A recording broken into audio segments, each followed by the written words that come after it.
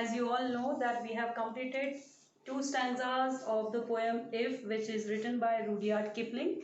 Now we will start with the third stanza. Okay, let's start. Now here in the third stanza you have given, if you can make one heap of all your winnings and risk it on one turn of pitch and toss. So here students, first and foremost is the word meaning heap. What is the meaning of the word heap? Heap means to collect something or something which is lying on one another. Okay, when you collect something, it is known as heap. For example, heap of stone, like that. So here the poet is saying, if you can make one heap of all your winnings. See, in life there are so many things which you win and which you lose. So in case if you collect all your winnings and heap it up and risk it on one turn of pitch and toss. So here students, one more word meaning is here, pitch and toss. Pitch and toss basically means the game of coins which is often played in London, that is United Kingdom. So he is saying, the poet is trying to say, the speaker himself is the poet, so he is trying to say to his readers that what if you can just put your winnings together and then you can play on that winnings. Like, it is very impossible task for a person to do that. See, for example, if I say I have collected 1000 rupees by a very strenuous hard work, and by collecting that 1000 rupees, right, I will do what? I am just tossing that 1000 rupees in a game. And suppose if I lose that game, then what? Then of course I have to start it with the new beginning. So here the author is saying, if you can make one heap of all your winnings and risk it on one turn of pitch and toss and lose and start again at your beginnings and never breathe a word about your loss.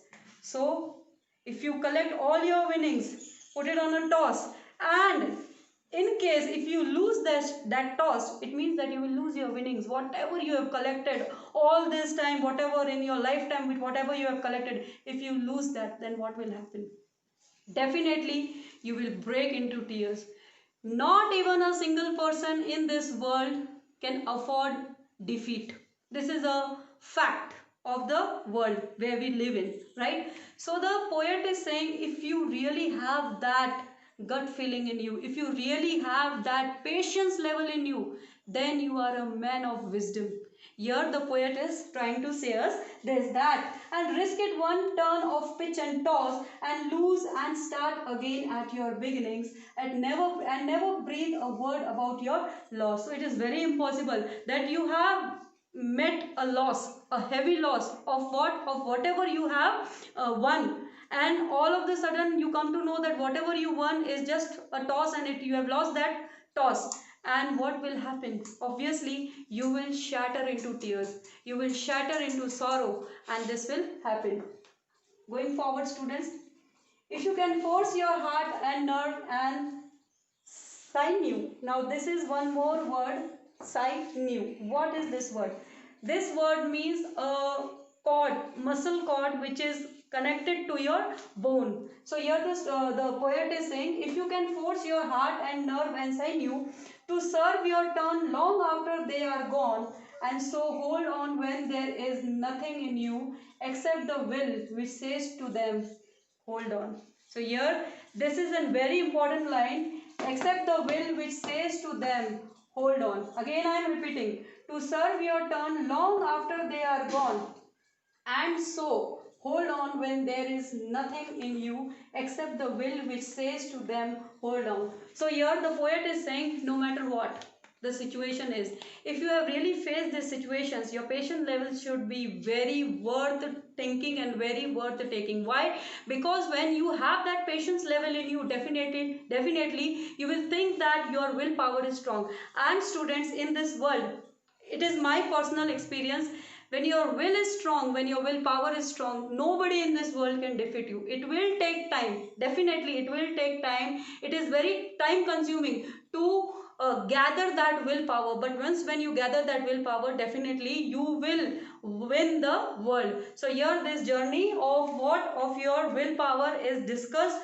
The poet is trying to tell you that whatever the situation is, if you keep your head calm, cool, if you really are in silence, if you are very peaceful, no matter what, if you have gathered all your things, all your precious things, and someday if you lose it also, have that willpower in yourself to make it up, to begin it, to begin a very good new beginning is a very important thing in life. No matter what, no matter how the defeat is, just don't think about the victory. Just thinking will never make you to achieve that victory. What will make you achieve that victory is your willpower, and more above that, your hard work. These two are the key to success. I hope this stanza is clear to you. Coming to the next stanza, I will be explaining in my next video. I hope you like this video. Thank you and have a nice day.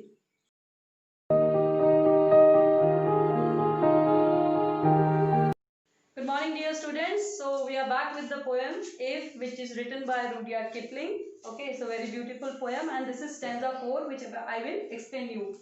If you can talk with crowds and keep your virtue. Now the poet here is saying, no matter if you talk with the crowd here are the people who are around you. Talk with them. The poet is saying, talk with them, but make sure that you keep your virtue. Now this virtue means what? The virtue here means the moral character, okay, the high standard or the high moral quality of a human being. Now this virtue is very important part of human being. It acts as an you can say ornament to the human nature. It glorifies the personality of a human being. A person should definitely have virtue in him or her. So the poet is saying, no matter if you are surrounded with the crowd also, but if you are still with your virtue, or walk with kings, nor lose the common touch. No matter if you are walking with king, or if you are walking with, you can say, high standard people, but yet if you have that common touch. Now here this word common touch means, you can say, simplicity, but yet if you are very simple and you tackle the situation with simplicity, if neither foes here means enemies, so if neither foes nor loving friends can hurt your, if all men count with you, but none too much. So here the poet is saying that no matter if you're walking with kings, if you're surrounded around you with so many people around you, if you are walking with foes, that is enemies or your best friends, yet you have to be very simple. And if you're keeping that quality with you, that is if you're keeping the quality of virtue as well as simplicity with you, nothing can come in your way. There you have that quality. This quality is known as what? The quality of, you can say, patience, the quality which glorifies oneself, right? With if you can fill the unforgiving minute. Now this is a very important line, students. Okay, if you can fill the unforgiving minute with 60 seconds worth of distance run. Now why the poet have said 60 seconds? Any idea? Yes, I'll let you know. 60 seconds, 1 minute have 60 seconds in it. So here the poet is saying, if second also is very important for you, if you work hard, if your willpower is strong, and if you work hard each and every second, that will count. And this each and every second will automatically glorify your virtue as well as your personality. So the poet's direct connection is with what? It is direct connecting with the person. He is trying to tell the person or the readers that no matter what the situation is, you will have to be very patient. You will have to keep that level of patience. You have to be a person of virtue. You should be a person of good moral character as well as high standard character. So here the poet is saying, if you can fill the unforgiving minute with 60 seconds worth of distance run. Now last line, the concluding lines are so important. Yours is the earth and everything that's in it, and which is more you will be, man, my son. So here the poet concludes that if you really do all these things, that is from stanza 1 he is telling to keep your mind cool and peaceful, right? In second stanza also he is saying no matter what you should not lose your patience level. In the third stanza, like I told you, the patience is the poet is telling that the patience plays a very important role. If you are counting, or if you are tossing your winning things also, and if then also if you lose or you encounter defeat, then also you have to be very calm and peaceful. And in the concluding lines, that is in the fourth stanza, he is saying that if you really oh, all these things, if you really have these particular qualities in you, then you are the man of virtue. Then nothing can stop to be a man full of good moral, high moral character. This is what the poet is saying. No matter what, the conclusion is that no matter what, you should be very patient, you should be calm, peaceful, and you should not be a person with down moral character. You should always point on what? On the sky.